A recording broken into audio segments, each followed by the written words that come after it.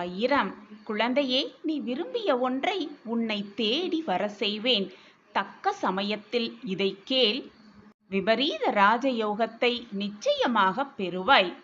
என் அன்பு குழந்தையே, நீ ஒவ்வொரு நிமிடமும் உன் வாழ்க்கையில் உள்ள சக மனிதர்களிடம் போட்டி போட்டு கொண்டுதான் இருக்கிறாய். ஆனாலும் நீ மனதளவில் அவர்களுக்கு எந்த தீங்கையும் நினைக்கவில்லை என்றால், உனது சில செயல்கள் அவர்களுக்கு பாதிப்பை ஏற்படுத்தியிருக்கும் என்றால், அதன் காரணமாக அவர்கள் மனம் வருத்தமடையத்தான் செய்யும். இதை நீ அறிந்துதான் செய்கிறாய் என்று அர்த்தமில்லை குழந்தையே. நீ தெரியாமல் செய்த செயல்கள் கூட மற்றவர்களுக்கு மன வருத்தத்தை ஏற்படுத்தினால் அது உனக்கு பாவமாகத்தான் வந்து சேரும். எனவே குழந்தையே, மனதளவில் கூட மற்றவர்களுக்கு துன்பம் ஏற்படுத்தாதே. அது உனக்கு தான் கெடுதலாக வந்து சேரும். சில சமயம் உன் கண்களில் இருந்து வரும் நீர் எதற்காக வருகிறது, ஏன் வருகிறது என்று கூட தெரியாமல் கண்ணீரை வீணடித்து கொண்டிருக்கிறாய். தெரியாமல் உன் மனதில் ஏதோ ஒருவித வலி, வேதனை, நீ என்ன செய்கிறோம், ஏது செய்கிறோம் என்று கூட தெரியாமல் உன் கண்களில் கண்ணீர் வழிந்து ஓடுகிறது. அதை தாங்கிக் கொள்ள முடியாமல் உன் மனம் வேதனையில் தத்தளித்து கொண்டிருக்கிறதை நான் அறிவேன். நிம்மதி என்ற சொல் மறந்து போகும் அளவிற்கு கூட உன்னை பல சோதனைகளும் வேதனைகளும் சூழ்ந்து கொண்டிருக்கிறது. குழந்தையே, உன்னுடைய கடந்த காலத்தை முதலில் உன் மனதிலிருந்து அந்த நிகழ்வுகளை, நினைவுகளை தூக்கி எறிந்துவிடு. நடந்தது நடந்தவையாகவே இருக்கட்டும், முடிந்தது முடிந்தவையாகவே இருக்கட்டும். இனி வரப்போவதை நினைத்தும் பயந்து கொண்டே இருக்காதே. இப்பொழுது இந்த நொடி எவ்வளவு சந்தோஷமாக மகிழ்ச்சியாக இருக்க முடியுமோ அவ்வளவு மகிழ்ச்சியாக இரு. நீ விரும்பிய ஒன்றை உன்னை தேடி வர செய்வேன் உன் சாயி தேவா. தக்க சமயத்தில் இந்த பதிவை நீ பார்த்து கொண்டிருக்கிறாய், கேட்டும் கொண்டிருக்கிறாய். விபரீத ராஜயோகம் உனக்காகவே காத்திருக்கிறது என் குழந்தையே. நம்பிக்கையோடு போராடிக்கொண்டே இரு. உன் வாழ்க்கை நீ வாழ்வதற்கே. வாழ்ந்து காட்டிவிடலாம் உன் சாயப்பா ஆசிர்வாதத்தோடு என்ற நம்பிக்கை சொற்களை உன் மனதிற்குள் சொல்லிக்கொண்டே இரு. நேர்மறை எண்ணங்களை உன் மனதில் வளர்த்து கொண்டே இரு. உன் எண்ணம் போல் உன் வாழ்வும் நிச்சயமாக பிரகாசமாக, இல்லை மிக பிரகாசமாகவே தெரியும் உன் கண்களுக்கு. உனக்கு துணையாக எப்பொழுதும் உன் அப்பா இருக்கும் பொழுது வீணாக எதற்கு உன் மனதை போட்டு குழப்பிக்கொண்டே இருக்காதே. உனக்கான அந்த நல்ல வாழ்வு காத்து கொண்டிருக்கிறது. என் பார்வை உனது பாதுகாப்புக்காக எப்பொழுதுமே இருக்கும். தாயை தேடும் கன்று போல இந்த சாயியை தேடி வந்த உன்னை நான் எப்படி கைவிட்டு விடுவேன்? உன் பொறுமைக்கான பரிசை நீ நிச்சயமாக பெறுவாய். சாயப்பா, எல்லாருக்கும் எல்லாமே கிடைக்கின்றதே, எனக்கு எப்போதப்பா கிடைக்கும் என்று என்னிடம் கேட்டுக்கொண்டே இருந்தாய், புலம்பிக் கொண்டே இருந்தாய். எல்லார் வாழ்விலும் அதிசயமும் அற்புதமும் நிகழ்கிறதே, என் வாழ்வில் எப்பொழுது அந்த அதிசயம் நிகழும்? என் வாழ்விலும் நானே ஆச்சரியப்படும் அளவிற்கு என்னென்ன அதிசயம் நிகழும் என்று கேட்டுக்கொண்டே இருந்தாய். கண்மணியே, இதோ அப்பா உன் கேள்விக்கான பதில் சொல்கிறேன். என்னுடைய லீலைகள் இந்த நொடி முதல் ஆரம்பமாகப் போகிறது. புலம்புவதை முதலில் நிறுத்திக்கொள். புலம்புவதை நிறுத்திக்கொண்டாலே உன் வாழ்வில் நீ சிகரத்தை எட்டி பிடித்தே விடுவாய். புலம்புவதை நிறுத்திக்கொண்டாலே உன் அப்பாவின் லீலைகள் ஆரம்பமாகும் என் பிரியமே. பெரிய பெரிய போராட்டத்திலிருந்தெல்லாம் மிக சர்வ சாதாரணமாக உன்னை மீட்டு எடுத்துள்ளேன். உனக்கு தெரிந்தோ தெரியாமலோ கூட மிகப்பெரிய கஷ்டம், மிகப்பெரிய ஆபத்திலிருந்தும் கூட உன்னை நான் காப்பாற்றி இருக்கிறேன். உனக்கு இப்பொழுது உன் வாழ்வில் நடந்து கொண்டிருப்பது மிகப்பெரிய சங்கடமாக இருக்கலாம். ஆனால் உன் அப்பாவிற்கோ ஒரே நொடி போதும் உன் வாழ்க்கையை மாற்ற. கண்ணுமைக்கும் நேரத்தில் அனைத்தையும் மாற்றி காட்டுவேன் உன் சாயி தேவா. உனக்கு தேவையானதை உனக்கு சாதகமாகவே நான் முடித்து தரப்போகிறேன் குழந்தையே. உன் அப்பாவின் லீலைகள் ஆரம்பமாகப் போகிறது. என்னுடைய அற்புதத்தை நீ காணத்தான் போகிறாய். அனைத்தும் இனி உன் வாழ்வில் சுபமாகவே நடக்கப் போகிறது. கஷ்டம் வந்துவிட்டால் நீ தோள் சாய உன் அப்பாவாக நான் இருக்கும் பொழுது எதற்காக புலம்பிக் கொண்டே இருக்கிறாய் என் தங்கமே? உனக்குள் ஏன் இத்தனை மனப்போராட்டம்? உன்னுடைய மனப்போராட்டத்தை எல்லாம் ஒதுக்கி வைத்துவிட்டு நிம்மதியாக இரு என் கண்மணியே. அப்பா இருக்கிறேன். அப்பாவின் வார்த்தைகளில் முதலில் நம்பு என் கண்மணியே. உன்னுடைய பிரச்சனைகளையெல்லாம் தீர்த்து மகிழ்ச்சி கடலில் உன்னை தத்தளிக்க விடதான் போகிறேன் உன் அப்பா. என் கண்மணியின் முகத்தில் சந்தோஷத்தை பார்ப்பதுதான் உன் அப்பாவின் வேலை. பிரச்சனைகளையெல்லாம் உருவாக்கும் எனக்கு அதற்கான தீர்வையும் உருவாக்க தெரியும் அல்லவா? உனக்கு இப்பொழுது சோதனைகள் நடந்து கொண்டிருக்கிறது என்றால் அதற்கான தீர்வையும் நான் உருவாக்கிவிட்டேன். உனக்கு கொண்டு வந்து சேர்ப்பேன் என்ற நம்பிக்கையோடு இரு என் கண்மணியே. புலம்புவதை முதலில் நிறுத்திக்கொள். புலம்புவதை நீ குறைத்து கொண்டாலே வெற்றிக்கனியை எளிதாக பிடித்து விடலாம். அந்த வெற்றிக்கனியை எப்பொழுது உன் கைகளில் சேர்க்க வேண்டும் என்று நான் திட்டம் வகுத்து வைத்திருக்கிறோனோ அப்பொழுதுதான் அது உன் கையில் வந்து சேரும் என் தங்கமே. அது நீ நம்பிக்கையோடு நடந்து கொள்ளும் முறையை பொறுத்துதான். நம்பிக்கையோடு இரு. எதற்கும் புலம்பாதே. கண்ணீரை வீணடிக்காதே. மனதை தைரியமாக வைத்துக்கொள். தன்னம்பிக்கையாக இரு. உனக்கு என்று எழுதப்பட்டது நிச்சயமாக உன் கைகளுக்கு வந்தே தீரும். நல்லது நடந்தே தீரும். அதை நான் உனக்கு நடத்தியே வைப்பேன்.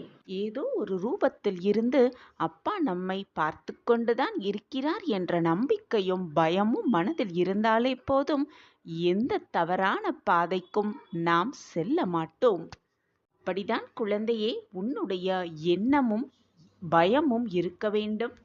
உன்னை யாராவது கண்காணித்து கொண்டிருக்கிறார்கள் என்பதை நீ புரிந்து கொண்டாலே நீ எந்த தவறையும் செய்யவே மாட்டாய். எல்லார் போலையும் உன்னையும் நான் சரிசமமாகத்தான் நடத்தி கொண்டிருக்கிறேன். உனக்கு கேட்பதையெல்லாம் கொடுத்து உனக்கு ஆசைப்பட்டதெல்லாம் வழங்கி உன்னை சிம்மாசனத்தில் கம்பீரமாக உட்கார வைக்கப் போகிறேன் என் பிள்ளையை. அனைத்து பிரச்சனைகளையும் எப்பொழுதுமே உன் தலையில் வைத்துக்கொண்டு சுமந்து கொண்டே சென்று கொண்டிருந்தால் அதற்கு காரணம் நீதான். உனக்கு பிரச்சனைகளை கொடுத்தவர்கள் அல்ல அதற்கு காரணம். நீதான் தேவையில்லாததையெல்லாம் உன் தலையில் சுமத்தி கொண்டு நான் பிரச்சனையிலேயே வாழ்ந்து கொண்டிருக்கிறேன், என் வாழ்க்கையில் சோகங்கள் முடிவதே இல்லை, எப்பொழுதும் பிரச்சனைகள் இருந்து கொண்டே இருக்கிறது என்று புலம்புவதால் நான் என்ன செய்ய முடியும் குழந்தையே? உன் வீட்டிலும் உன் வாழ்க்கையிலும் நடக்கும் பிரச்சனைகள் அனைத்து பிரச்சனைகளையும் உன் தலையில் சுமத்தி வைத்துக்கொண்டு உன் வேலையையும் நீ சரிவர செய்யாமல் உன்னை சுற்றி இருப்பவர்களையும் மனக்குழப்பங்களோடு வைத்துக்கொண்டு நான் கஷ்டத்தை அனுபவித்துக் கொண்டிருக்கிறேன் என்று உன் வேலையை கூட செய்யாமல் இருப்பதால் நீயே உன்னை காயப்படுத்தி கொண்டிருக்கிறாய். உன்னை சுற்றி இருப்பவர்களையும் மன வேதனைப்பட வைக்கிறாய். உன்னுடைய அன்றாட வேலைகளை கூட நீ செய்ய முடியாமல் போனால் அதற்கு காரணம் உன்னை சுற்றி இருப்பவர்கள் அல்ல, உனக்கு பிரச்சனைகளை கொடுத்தவர்களும் அல்ல, நீயேதான் என்பதை தீர்க்கமாக புரிந்து கொள். என் குழந்தையே, நீ அழும் பொழுதும் வேதனைப்படும் பொழுதும் என் மனம் துடிக்கின்ற துடிப்பு வேறு யாருக்குமே தெரியாது, எனக்கு மட்டுமே தெரியும். பொறுமையோடு காத்திரு கண்மணி. உன் காதில் நல்ல செய்தி வரும் நேரம் வெகு தொலைவில் இல்லை, எல்லாம் கூடி வரும் நேரம் பார்த்து நீ நான் கஷ்டங்கள் மட்டுமே அனுபவித்துக் கொண்டிருக்கிறேன், என் வாழ்க்கையில் சந்தோஷம் என்பதே இல்லை என்று புலம்பிக் கொண்டிருக்கிறாய். முதலில் புலம்புவதை நிறுத்திவிடு. வரப்போவதை நினைத்து எவ்வளவு மகிழ்ச்சியாக இருக்க முடியுமோ அவ்வளவு மகிழ்ச்சியாக இருந்து பழகு. வருவதை நினைத்து பயப்படாதே, முடிந்ததை நினைத்தும் வருந்திக் கொண்டே இருக்காதே. இப்பொழுது இந்த நொடி எவ்வளவு சந்தோஷமாக இருக்க முடியுமோ அதை அனுபவித்துக்கொள். உன் வாழ்வில் கூடிய விரைவில் ஒரு நல்ல திருப்பம் வந்தே தீரும். அனைவருக்குமே அற்புதமும் அதிசயம் நடக்கும். ஆனால் எல்லாவற்றுக்கும் சில காலமும் சில நேரமும் எடுக்கத்தான் செய்யும். அதுவரைக்கும் நீ பொறுமையாக இருக்கிறாயா என்பதுதான் நான் உனக்கு வைக்கும் சோதனை, உனக்கு வைக்கும் மிக பெரிய பயிற்சி. நீ என்னை இறைவனாக நினைத்தாலும் சரி, கடவுளாக நினைத்தாலும் சரி, உன் அப்பாவாக நினைத்தாலும் சரி, உன் தாயாக நினைத்தாலும் சரி, நான் உன்னை எப்பொழுதும் என்னை மட்டுமே சிந்தித்துக் கொண்டிரு, என்னை மட்டுமே பூஜித்துக் கொண்டிரு என்று எப்பொழுதும் சொன்னதே இல்லை.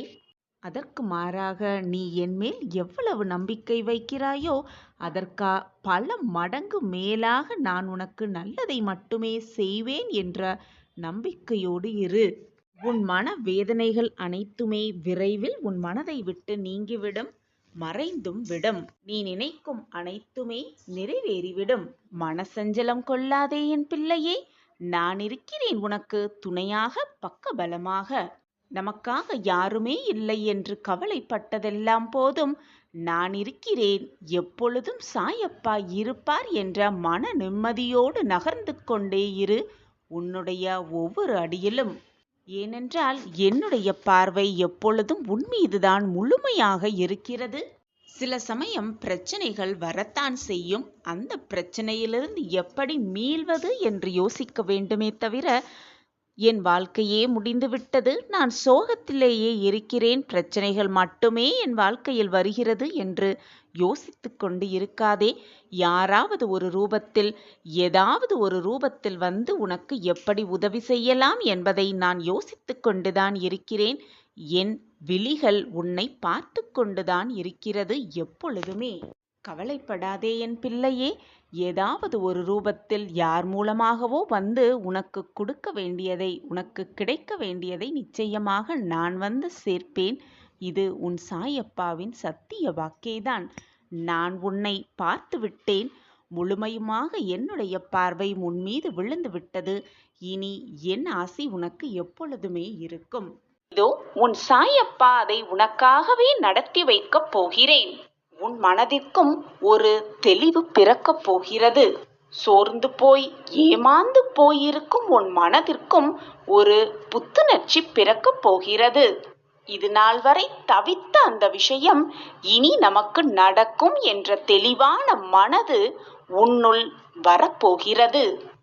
ஒன்றை மட்டும் புரிந்து கொள் என் குழந்தையே, பக்தன் கேட்கும் அனைத்தையுமே அந்த நொடியே இறைவனால் வழங்க முடியும்.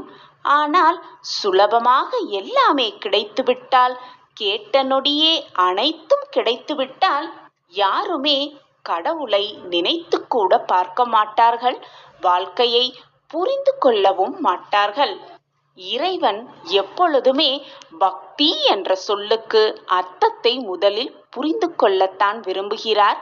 அந்த அர்த்தத்தை புரிந்து கொண்டு வழிபாடு செய்து பின் கிடைக்கும் வெற்றியை தான் கடவுள் ஆத்மார்த்தமாக அந்த பக்தனுக்கு வழங்குகிறார்.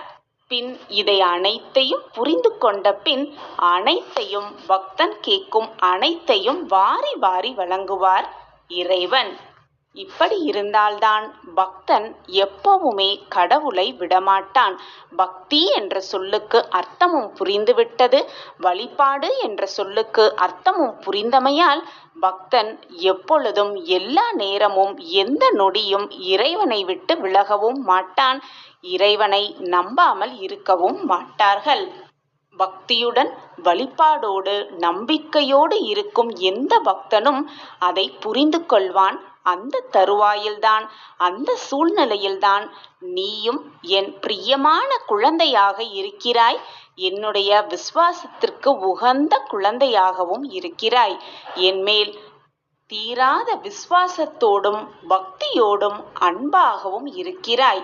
என் பிரியமான குழந்தைக்கு தேவையான அனைத்தையும், நீ கேட்ட அனைத்தையும், இதுவரை நீ எதிர்பார்த்து காத்திருந்த அனைத்தையும் வாரி வாரி கொடுக்க உன் சாயப்பா புறப்பட்டு விட்டேன். உனக்கான மகிழ்ச்சியான செய்தி, இனிப்பான செய்தியோடு உன் சாயிநாதர் வந்து கொண்டே இருக்கிறேன் உன் இல்லத்தருகில். உனக்கு பக்தியை, வழிபாட்டின் மகிமையை புரிந்து கொள்வதற்காகவே பல இக்கட்டான சூழ்நிலைகள் உனக்கு கொடுக்கப்பட்டது. அனைத்திலும் நீ வென்றுவிட்டாய். இறை வழிபாடு என்ன என்பதையும் உணர்ந்து கொண்டுள்ளாய். இப்பொழுது நீ கேட்பது அனைத்தும் உனக்கு கிடைக்கும். நீ இதுவரை கிடைக்குமா கிடைக்காதா என்று ஏக்கத்தோடு காத்திருந்த விஷயம் அனைத்தும் உனக்காகவே வந்து சேரும். நீ நினைப்பது அனைத்தும் நடக்கும். எல்லாவற்றையும் புரிந்து கொண்டு பக்குவ பெற்ற மனதோடு நீ இப்பொழுது இருக்கிறாய். அதனால்தான் நீ தவித்த ஒன்றை இப்பொழுது நான் உனக்காக கொடுக்கப் போகிறேன். அந்த மகிழ்ச்சியான செய்தியை பெற்றுக்கொண்டு உன் வாழ்க்கையை சந்தோஷமாக, மிக சந்தோஷமாக நீ வாழப் போகிறாய். குழந்தையே, வாழ்க்கையில் இன்னும் எத்தனை காலம் இப்படி மெழுகுவர்த்தியாய் இருக்கப் போகிறாய்? மற்றவர்களுக்காக உன் வாழ்க்கையை நீ கரைத்துக் கொள்ளப் போகிறாய். உன்னை யாராவது வேதனைப்படுத்தினாலோ நோகடித்தாலோ அதை படுத்தி சிறிது கூட கவலைப்படாமல் மற்றவர்களுக்காகவே நீ கரைந்து கொண்டிருக்கிறாயே. உனக்கு வேதனையாக இருக்கவில்லையா? நீ கஷ்டப்பட்டு கொண்டிருக்கிறாய், மனவேதனைப்பட்டு கொண்டிருக்கிறாய். ஆனாலும் உனக்கு வேதனை தந்தவர்களிடமே திரும்பும் போய் அதே நிலைமையில் பேசி பழகி கொண்டிருக்கிறாய். அவர்கள் மீண்டும் உன்னை காயப்படுத்தினாலும் கோபம் படாமல் இருக்கிறாயே. உன் மனது மற்றவர்களுக்கு புரிவதில்லை. உண்மையாக உன் மனதை உணர்ந்தவர்கள் உன்னை காயப்படுத்த மாட்டார்கள். அது ஏன் உனக்கு புரிய மாட்டேன் என்கிறது? இப்பொழுது அடிமேல் அடிபட்டு உன் மனது எதையுமே தாங்கும் சக்தியை இழந்து நிற்கின்றது. உன் ஒட்டுமொத்த வேதனையும் ஒன்றாகி நின்று உன் மனதை ரணப்படுத்திக் கொண்டிருக்கிறது என்பதை நான் அறிந்து கொள்வேன். நீ சொல்லிதான் எனக்கு தெரிய வேண்டும் என்றில்லை. உன் மனம் படும் பாட்டை, உன் முகம் பிரதிபலிக்கும் அழகை நான் உன்னை பார்த்தாலே புரிந்து கொள்வேன். என் கண்மணியே, என் மேல் நம்பிக்கை வைத்திருக்கிறாய் அல்லவா? பின் ஏன் பயப்படுகிறாய்? இதுவரை போனது எல்லாம் போகட்டும். முடிந்தவையெல்லாம் முடிந்ததவையாகவே இருக்கட்டும். இனி வரப்போகும் வாழ்க்கையை நீ எப்படி வாழ வேண்டும் என்று சிந்தி நேர்மறை எண்ணங்களோடு இரு. மற்றவர்களை பற்றி நினைக்காமல் முதலில் உன் மனதிற்கு எது நல்லதோ, எது நன்மையோ, எது சந்தோஷமோ, எது நிம்மதியோ அதை பற்றி மட்டுமே யோசி. மற்றவர்களை நினைத்து நினைத்து வேதனைப்பட்டு கவலைப்பட்டு கொண்டிருக்காமல் உன் மனதை பற்றி முதலில் சிந்தி. நான் இருக்கிறேன், எதற்குமே பயப்படாதே. கொஞ்சம் உனக்காகவும் நீ யோசி. உன் மனதை புரிந்து கொள்ளாமல் உன்னை காயப்படுத்தி விட்டார்கள் என்று வேதனைப்படாதே. அவர்கள் சிந்தித்து மனம் மாறி அவர்களே உன்னிடம் திரும்பி வரவும் நான் வழிவகை செய்வேன். என் மேல் முழுமையாக நம்பிக்கையை வைத்துவிட்டு பின் ஏன் எப்பொழுதும் பயந்து கொண்டும் புலம்பிக் கொண்டும் இருக்கிறாய்? நீ இப்படி பயப்படுவதை பார்த்து என்னால் சகித்து கொள்ளவே முடியவில்லை. நான் இருக்கும் பொழுது உனக்கு கவலை சிறிது கூட இடம் தரவே வேண்டாம். இறைவன் ஒருவருடைய கர்ம வினைகளை தானாகவே அவர்கள் வாழ்க்கையில் நடக்க வைப்பதில்லை. ஒவ்வொருவர் செய்த கர்மாவின் பயன்களே இப்பொழுது வினைகளாக அவர்களிடம் வந்திருக்கிறது என்பதை மறந்துவிடாதே என் கண்மணியே. நீ பூர்வ ஜென்மத்தில் செய்த பாவத்தாலோ புண்ணியத்தாலோ இப்பொழுது நீ இன்பமோ துன்பமோ அனுபவித்துக் கொண்டிருக்கிறாய் என்பதை புரிந்து கொள். அவர்களாகவே தெரிந்து கொள்ள வேண்டும். உன்னை பற்றி நீயாக விமர்சனம் செய்யவே கூடாது. உன்னிடம் அன்பாய் பேசினால் போதுமே, உடனே கர்ணனைப் போல அனைத்தையும் கொடுத்து விடுவாய். பின்னர் அதை நினைத்து நினைத்து வருத்தமும் படுவாய். குழந்தா, தேவைப்படும் நேரத்தில் வரும் நண்பர்களும் சரி, உறவுகளும் சரி, உனது நிலை தடுமாறும் சமயத்தில் உன் அருகில் வரவே யோசிப்பார்கள் என்பதை புரிந்து நடந்து கொள். ஏன், உன்னுடைய நிழல் கூட உன்னை விட்டு அகன்றுவிடும். கண்ணாடியைப் போல பிரதிபலிக்கிறது உனது வாழ்க்கை. தைரியமாக இரு. உன் அப்பா உன்னில்தானே இருக்கிறேன். எதற்காக இந்த மனக்குழப்பமும் வேதனையும் கண்ணீரும்? உன் வாழ்வில் ஏற்றத்தையும் மாற்றத்தையும் தரவே உன் சாயப்பா உனக்காக காத்து கொண்டிருக்கும் பொழுது நீ எதற்காக அனைத்தையும் நினைத்து கவலைப்படுகிறாய், வேதனைப்படுகிறாய், கண்ணீர் சிந்துகிறாய்? எதை இழந்தாலும் கலங்காதே. எது உன்னை விட்டு சென்றாலும் மனம் தளர்ந்து விடாதே. எது வந்தாலும் தைரியமாக இரு. நான் உனக்காகவே இருந்து கொண்டிருக்கும் பொழுது எதற்காக போனது மறைந்தது உன்னை விட்டு விலகி சென்றதை நினைத்து நினைத்து வருந்துகிறாய்? பொறுமையாக இரு குழந்தையே, நம்பிக்கையாக இரு. ஒன்றை நன்றாக புரிந்து கொள். எனக்கு ஆடம்பரமான பூஜை புலஸ்காரங்கள் எல்லாம் தேவையே இல்லை. உன்னுடைய அன்பு மட்டுமே, பொக்கிஷமான உன்னுடைய அன்பு மட்டுமே போதும் என் பிள்ளையே. நான் இருக்கிறேன். எந்த சூழ்நிலையிலும் நான் உன்னை கைவிடவே மாட்டேன். எல்லா நேரங்களிலும் உன்னை சுற்றியே இருப்பேன், உன் பாதுகாவலனைப் போல. என்றும் உனக்காக நீ செல்லும் இடமெல்லாம் நான் இருந்து கொண்டுதான் இருப்பேன். சர்வ நிச்சயமாக இருப்பேன். உன் சாயப்பா மீது நம்பிக்கை இருக்கிறதல்லவா?